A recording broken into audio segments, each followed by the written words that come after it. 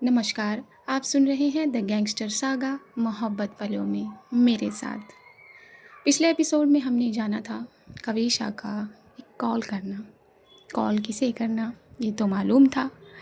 उस कॉल का होना, उस कॉल पर मिलना, कविशा का उस दहलीज तक पहुंचना, मगर उस दहलीज से वापस लौट आना, आमाल के दिल तक वो बात जाना और उसके दिल से ही वापस लौट जाना। कविशा का वो तीखी बातों का वार, अमाल का वो वार झेल जाना और पीछे हट जाना कविशा से। तो बस आइए अगले एपिसोड में चलते हैं। ये एक सुबह हुई थी। सुबह में फिर से कविशा ने वो लाल दुपट्टा अपने सर पर रखा था और उसके घर में कुछ मेहमान आए थे। करण करण अपनी बहन के साथ यहाँ आ चुका था और वो दोनों कविशा के हाथ की बनाई चाय को इंजॉय कर रहे थे। करण की सिस्टर कविशा की मम्मी से कुछ बातें कर रही थी। करण की सिस्टर के चेहरे पर बहुत खुशी थी कविशा को देखकर, उसको देखकर कौन ना उसका हो जाए। और यही हाल करण का था जब वो सिप लेते वक्त अपनी चुराई निगाहों से कविशा को ताक रहा था। मगर कविशा, उसके दिल में एक अजीब कसमकस थी। वो ना करण की सिस्टर को देख रही थी और ना ही करण को। और दूर, हल्का सा दूर खड़ी प्रिया सिर्फ कविशा को देख रही थी। वहाँ मॉम के दिल का हाल भी कुछ ऐसा ही था। वो परेशान थी आमाल के लिए। आज उन्होंने डोर लॉक करने का मौका तक नहीं दिया था। वो जाकर अमाल के रूम में उसके बेड पर बैठ गई थी, ठीक उसके रूम के अटैच बाथरूम के सामने। अमाल अपने मुंह को टॉवल से साफ करते हुए बाथरूम से बाहर निकली थी तो देखा था मॉम की वो कड़क निगाहें उस पर ही थीं। ये कैसा रवैया है तेरा? न जाने कब आती है और कब घर से जाती है, कुछ पता ही नहीं चलता। मॉम ने अपनी कड़क अल्फाजों से आमाल पर सवाल किया था। मॉम, कि पहली बार तो नहीं है कि मैं बिना बताए आ रही हूँ या बिना बताए जा रही हूँ। अमाल ने ये कहकर टॉवल को सोफ़े पर पटका था और कॉम्ब लेकर अपने बालों को ज़रा बिगाड़ने लगी थी। क्यों क्यों इतनी उखड़ी हुई है? हाँ, वो आई नहीं? आई थी मॉम, आकर चली गई। आकर चली गई? तूने मुझसे क्यों नहीं मिलवाया? आपसे क्या मिलवाती मॉम, वो तो मुझसे भी नहीं मिली। क्या मतलब है तेरा? कुछ नहीं मॉम। अमाल ने ये कहकर हेयर ब्रश को वहीं टेबल पर पटक दिया था। वो आई, चली गई, इसके बीच कुछ तो हुआ होगा ना? तू बताती क्यों नहीं मुझे? मॉम ने पूछा था। हाँ, इसके बीच बहुत कुछ हुआ मॉम। शायद शायद मेरी पूरी ज़िंदगी ही बीत गई। अमाल के ये शब्द कितने उदासी भरे थे। उसने इन शब्दों को कहकर अपना रुख मोड़ा था। अपनी जैकेट को अपने हैंगर से उठाने के लिए वो पीछे मुड़ी थी। आई थी, चली गई। अगर उसे जाना ही था तो आई थी क्यों? हाँ, मॉम ने फिर से सवाल किया। मॉम, शायद वो जाने के लिए ही आई थी। जिस तरह मॉम के सवाल थे, अमाल के जवाब भी कुछ वैसे ही थे। तू किस तरीके की बातें करती चली जा रही है? मुझसे तो कुछ बात सीधे सीधे बताएगी या नहीं? कोई बात सीधे या टेढ़ी है ही नहीं मॉम। वो आई थी और चली गई। इसका मतलब उसने इनकार कर दिया, मना कर दिया उसने? उसकी इतनी हिम्मत कि मेरी बेटी को मना कर दे? हाँ, क्या शर्त है उसकी? क्या समझती है अपने आप को? अप्सरा है? स्वर्ग से उतरी है? हाँ, ऐसी 100 खड़ी कर दूँ मैं तेरे सामने? 100। मॉम की बात पर पलटी थी अमाल। उसकी आंखों में तो उदासी कूट कर भरी हुई थी, लेकिन इस बात पर उसके होंठ मुस्कुराने पर मजबूर हो गए थे। 100। माना मॉम कि आपकी बेटी, आपकी अमाल करोड़ों में एक है। लेकिन आपकी बेटी की जो पसंद है वो करोड़ों से कम नहीं। अगर आप उसकी तरह एक भी मेरे सामने खड़ी कर दें तो मैं उसे भूल जाऊँ, बिल्कुल भूल जाऊँ। अमाल की इस सॉफ्ट बात ने मॉम को उसको ताकने पर मजबूर किया था। मॉम निशब्द हुई थी। अमाल ने अपनी जैकेट को अपने कंधे पर लटकाया था और यहाँ से बाहर की तरफ बढ़ गई थी। मुझे तेरी कोई बात, तेरी कोई हरकत समझ नहीं आ रही कविशा। तू क्या खेल खेल रही है? हाँ, ये सब क्या है? मैं कोई खेल नहीं खेल रही हूँ मम्मी। कविशा परेशान हुई थी। उसकी भवें बिल्कुल अजीब तरीके से सिकुड़ी थी अपनी बात कहकर, और वो वहीं टेबल पर ही बैठ गई थी। क्यों नहीं दी? आप ये किस तरह कर रही हैं? तुम तो चुप रहो प्रिया। अब उसे क्यों डांट रही है तू? मम्मी, ये अजीब सी अपनी ख्वाहिशें लेकर बैठी हुई है। ये करना है, वो करना है, मुझे ये सब नहीं पसंद है। तो तुझे क्या पसंद है? करण तुझे शादी के जोड़े के लिए कह रहा था, तूने उसे भी मना कर दिया। हाँ, शादी कर रही है तो ठीक से करना। ये क्यों नाक और मुंह चढ़ाए रहती है हमेशा अपना? मम्मी, मुझे ये सब पसंद नहीं है। अगर उसे शादी का जोड़ा लेना है तो खुद जाकर ले ले, और अगर मुझे लेने देना है तो मुझे जाने दे। मैं उसके साथ शॉपिंग करने नहीं जा सकती। कविशा ने फिर से अपनी भवों को सिकोड़ा था। लेकिन दी, तुम फिर बोली। तुम चुप रहो।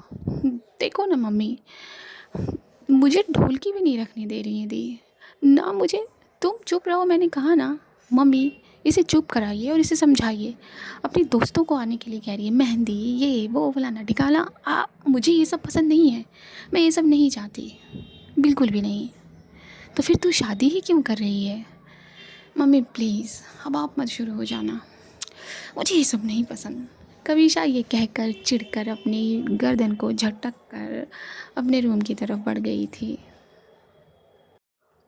उदय अपनी फटफटिया पर कविशा के घर के आसपास ही मंडरा रहा था। जैसा करण ने कहा था कि वो कविशा को शॉपिंग के लिए ले जाएगा, वो ढीठ बंदा आकर अपनी बाइक पर सवार था उसके घर के आगे। कविशा अपना मन उतारे, अपना चेहरा उतारे घर से निकली थी। तुम इस पर मुझे शॉपिंग कराने ले जाओगे? हाँ। हाँ, क्यों? मैं जानता हूँ कि तुम्हारे लेवल के लिए ये मेरी बाइक बहुत छोटी है, लेकिन डोंट वरी, शादी के 4-5 दिन बाद ही मैं कार फाइनेंस करा लूँगा। करण ने बड़ी उत्सुकता से अपनी बात कही थी। बात बाइक या लेवल की नहीं है, और बस मैं तुम्हारे साथ इस बाइक पर नहीं जा सकती, बिल्कुल भी नहीं।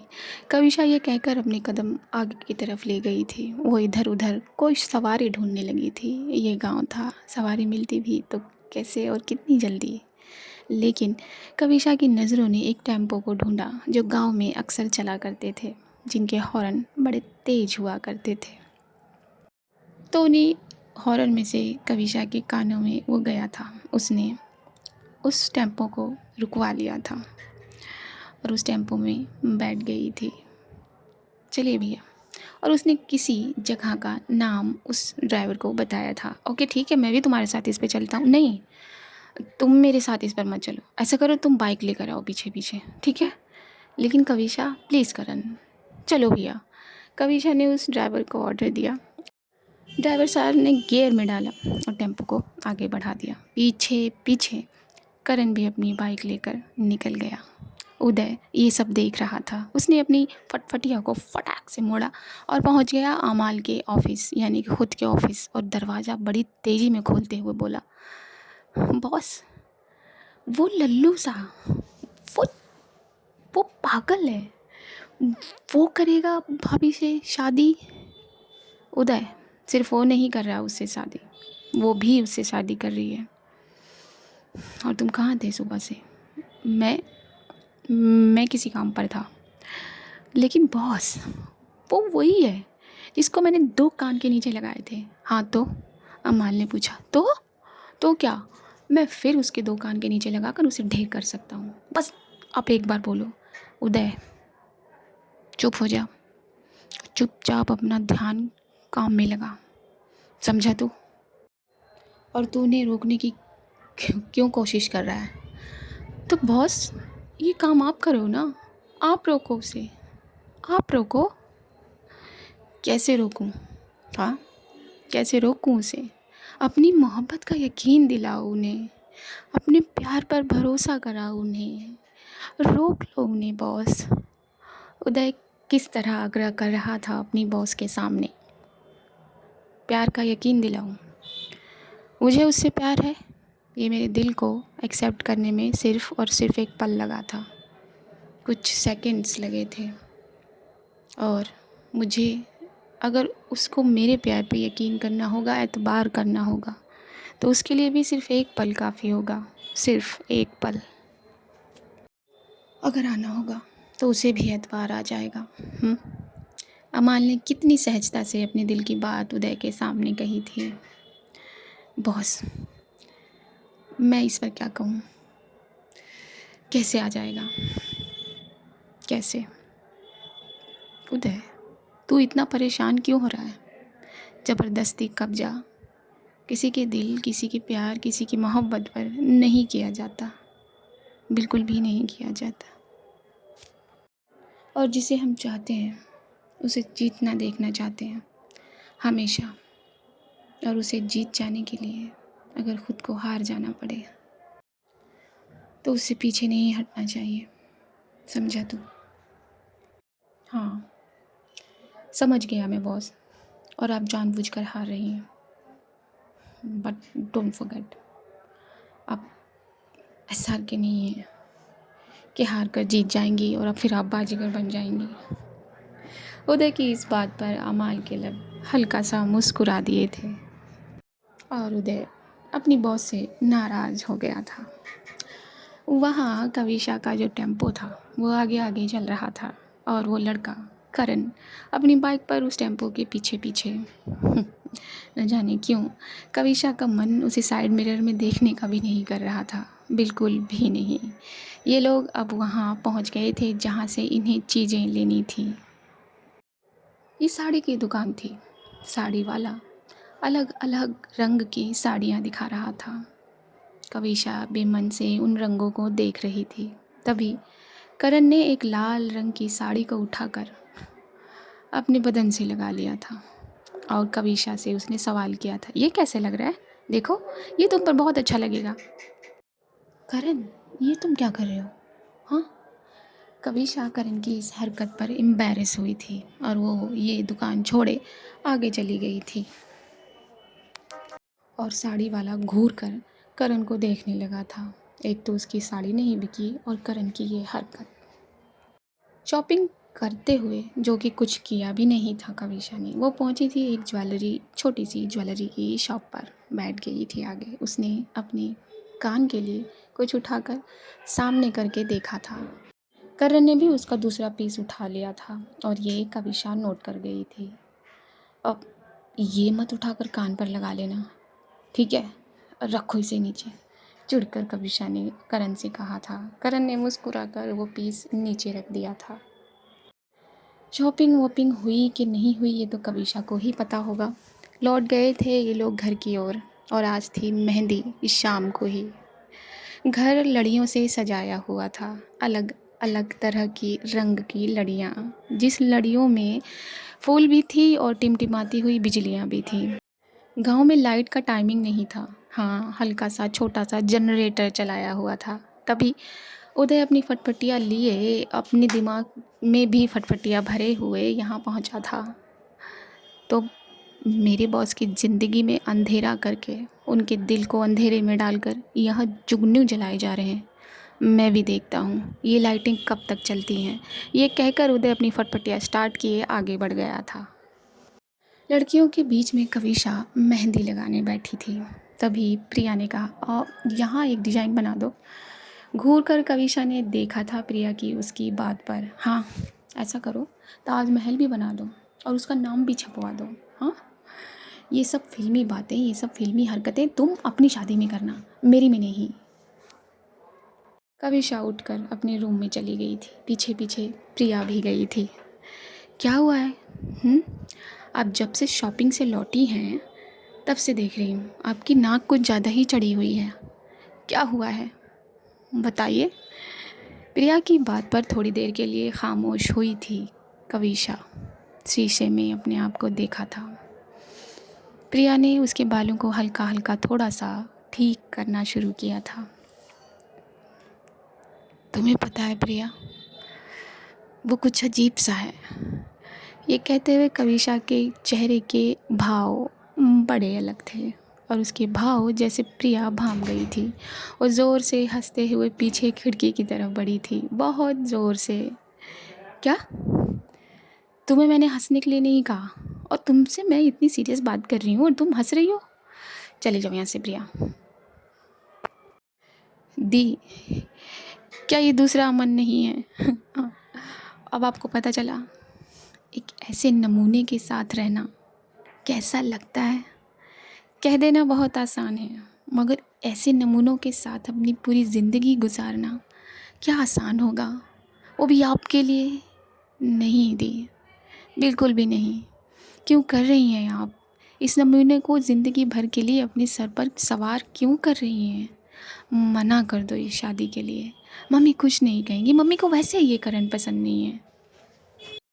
आप कितना भी चिढ़ लें, आप कितनी भी नाक चढ़ा लें दी, मैं जानती हूँ आपको वो शख्सियत पसंद आएगी जो आपको कहीं न कहीं एक पल के लिए ही सही झकझोर दे, सुपीरियर हो आपसे। प्रिया की सच्ची बात पर फिर चिढ़ी थी कविशा। जाओ तुम यहाँ से, जाओ निकलो। तभी उदय की हरकत पर घर की बत्ती गुल हो गई थी। काट कर बत्ती उदय यहाँ से भाग गया था। जो भी लोग इक्के दुक्के या 4-5 ही सही जो बटुरे थे, वो ज़रा अपने अपने किनारे लग गए थे। अंधेरा हो गया था। कविशा ने एक मोमबत्ती को अपने हाथ में लिया था, दूसरे हाथ में माचिस की डिबिया लिए वो अपने कमरे पर बढ़ी थी। अपने कमरे की खिड़की पर पहुंचकर उसने उस मोमबत्ती को उजागर किया था। उजागर किए वो बाहर की तरफ देखने लगी थी। गांव में बिजली नहीं थी, इक्का दुक्का कोई लौ जल रही थी तो वो इसी तरह मोमबत्ती की थी या फिर दिए की थी या फिर लैंप की थी। इन्हीं लोगों को देखकर वो कहीं खो गई थी और उसे याद आ रही थी प्रिया की बातें, जो अभी अभी तो उसने कही थी कि क्या उसके दिल पर वो राज करेगा जो उससे कहीं ना कहीं 1-2 पॉइंट पर ही सुपीरियर हो जाए। तभी उसकी आंखों ने एक दृश्य लिया था, वही दृश्य जब अमाल अपनी आंखों पर चश्मा लगाए उसकी बेकरी के आगे अपनी स्कॉर्पियो में बैठी थी। उसे ऐसा प्रतीत हुआ कि वो ठीक उसके घर के सामने है। उसे ऐसा प्रतीत हुआ कि उसकी आंखों ने अभी ब्लैक स्कॉर्पियो को देखा है। उसे ऐसा लगा कि अमाल की वो नज़रें जो चश्मे के पीछे हैं वो उसे ताक रही हैं, उसका इंतज़ार कर रही हैं। न जाने क्यों लगा। आज का एपिसोड यहीं पूरा करते हैं। अपनी राय, अपनी कमेंट लिखना ना भूलिएगा और दुआ करिएगा कि जल्दी से मैं एपिसोड ले आऊँ। चैनल पर नए हैं, मेरी आवाज़ पहली बार सुन रहे हैं तो सब्सक्राइब कर दीजिए। जिस तरह सब्सक्राइब करना बहुत ज़रूरी है, उसी तरह कमेंट, लाइक और शेयर करना भी ज़रूरी है। फिर सोच क्या रहे हैं, जो होगा देखा जाएगा। सब्सक्राइब कर लीजिए, लाइक कर दीजिए, शेयर कर दीजिए। तब तक के लिए see you at the other side. नमस्कार।